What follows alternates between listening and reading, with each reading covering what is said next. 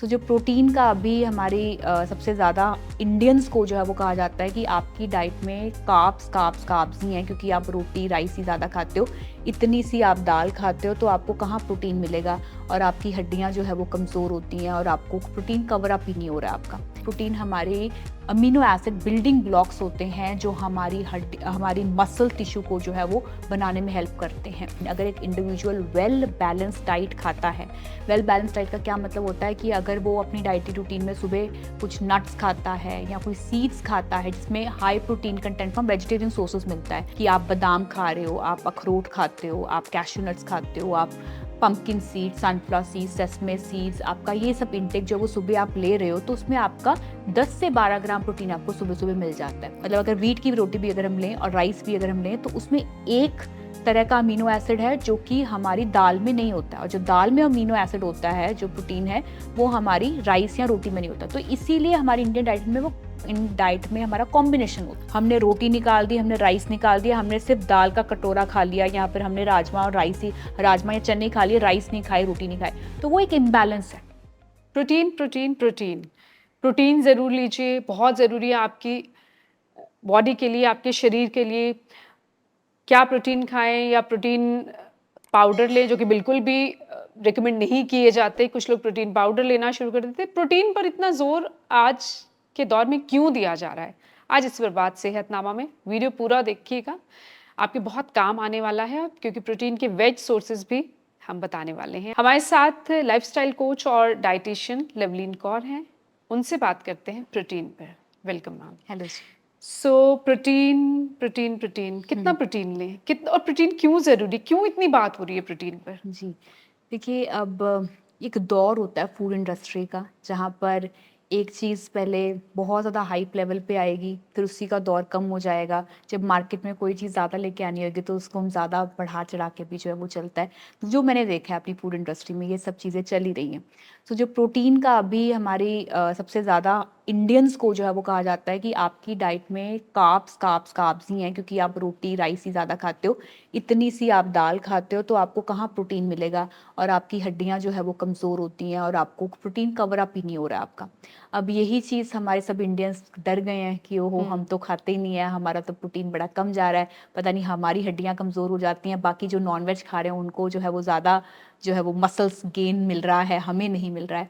तो इसी डर के मारे जो है वो ऑब्सेस्ड हो जाते हैं कई लोग, और प्रोटीन पाउडर्स की तरफ जो है वो जाना स्टार्ट कर देते हैं, सप्लीमेंटेड सोर्स की तरफ जाना स्टार्ट हो जाते हैं।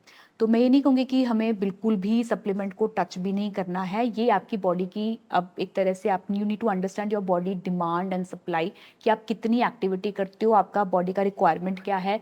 बहुत सारे फैक्टर्स होते हैं, आपकी स्टमक हेल्थ कैसी चल रही है, आपकी फिजिकल एक्टिविटी कैसी चल रही है, आपकी मेडिकल कंसर्न्स कैसे चल रही हैं, उस अकॉर्डिंगली प्रोटीन सप्लीमेंट जो है वो आपको रिकमेंड किया जाता है। सो प्रोटीन हमारे लिए, एज वी ऑलरेडी नो, कि प्रोटीन हमारे अमीनो एसिड बिल्डिंग ब्लॉक्स होते हैं जो हमारी मसल टिश्यू को जो है वो बनाने में हेल्प करते हैं।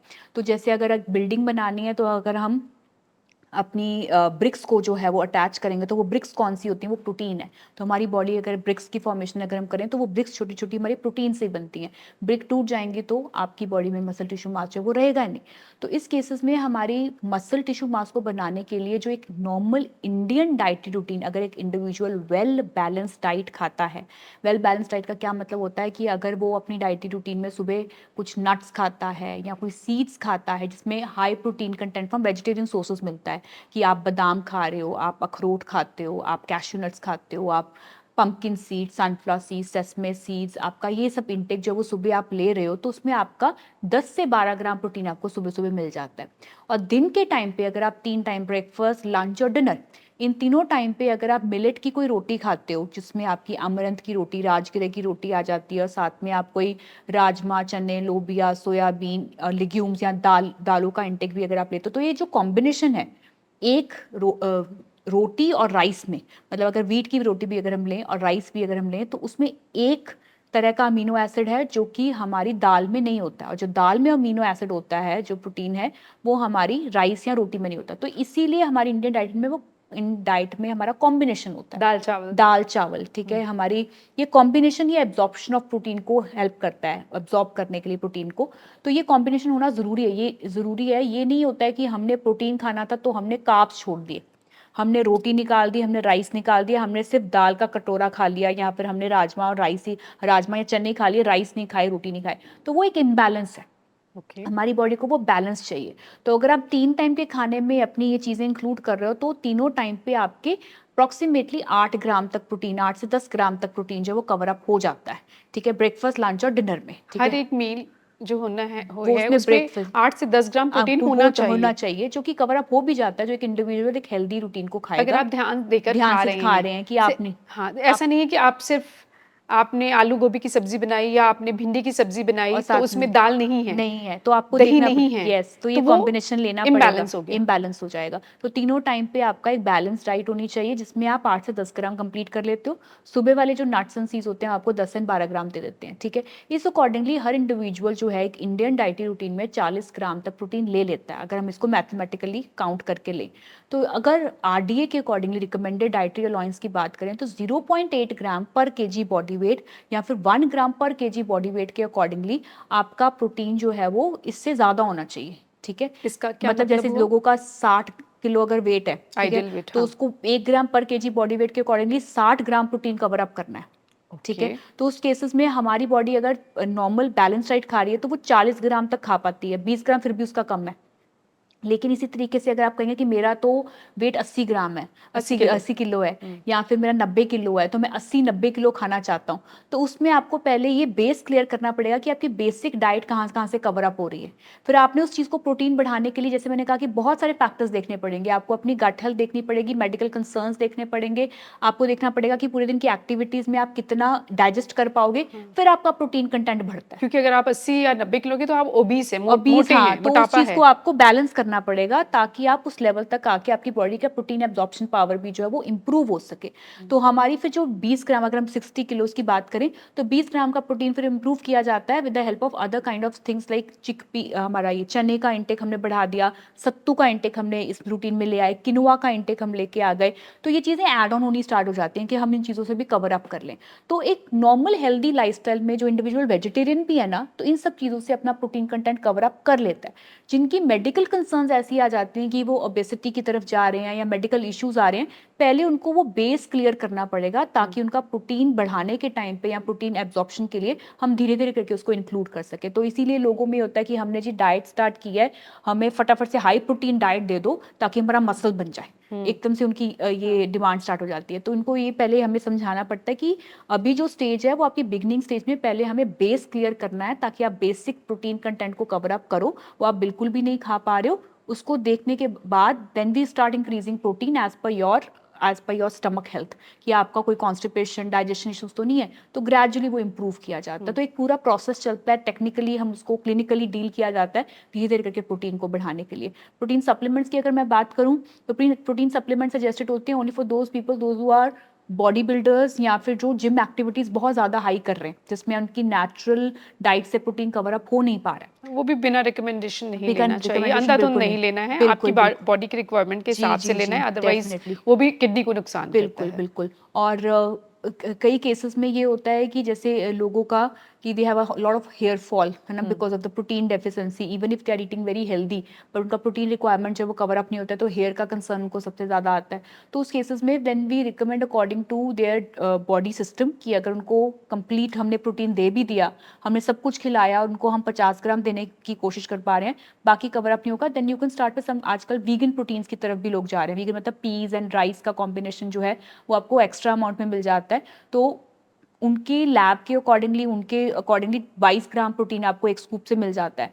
बट अगर आपकी डाइजेशन ऐसी है कि वो इतना खा के आपको कंफर्टेबल है, गो अहेड। अगर आपको कंफर्टेबल नहीं है तो हाफ स्कूप से फिर आप स्टार्ट करते हो। तो मेरी रिकमेंडेशन होती है कि instead of going for any kind of supplement, पहले नेचुरल डाइट से कवर अप करने की कोशिश करो। अगर लगे कि हमारी बॉडी नेचुरल डाइट से कहीं से नहीं ले पा रही है या नेचुरल डाइट लेने के बावजूद भी प्रोटीन कंटेंट कवर, हमारे सिम्टम्स नहीं जा पा रहे हैं, तो कुछ डेफिशिएंसी, आपको अभी भी बॉडी पेन्स चल रही हैं और आपको लग रहा है कि मेरा हेयर फॉल बहुत ज़्यादा चल रहा है या मेरी फटीग टायर्डनेस है वो कवर अप नहीं हो रही है, then you can go for a supplement, but पहले लेवल पे सप्लीमेंट्स की बिल्कुल भी और रिक्वायरमेंट सप्लीमेंट बिना सलाह तो आपने लेने भी बिल्कुल नहीं है, लेने हैं, एक्सपर्ट हेल्प के बाद ही क्योंकि आपको एक्सपर्ट भी सप्लीमेंट पूरा आपकी बॉडी का definitely renal profile check check करेगा, वो करेंगे, आपकी मेडिकल हेल्थ को कंसिडर करेगा, वो आपकी स्टमक हेल्थ को कंसिडर करेगा, फिर वो रिकमेंडेशन होती है, क्योंकि हम ये चीज़ें सस्टेन कितना कर पाएंगे, आपकी सस्टेनेबिलिटी देखी जाती है कि उस आप उसे इंडिविजुअल पचा भी पाएंगे कि पचा नहीं। पाएंगे कि नहीं पचा पाएंगे, आपका बजट है उस चीज़ को हैंडल करने का, आपकी कितनी उस चीज़ की सस्टेनेबिलिटी है जो लाइफ लॉन्ग के लिए आप रखने वाले हो।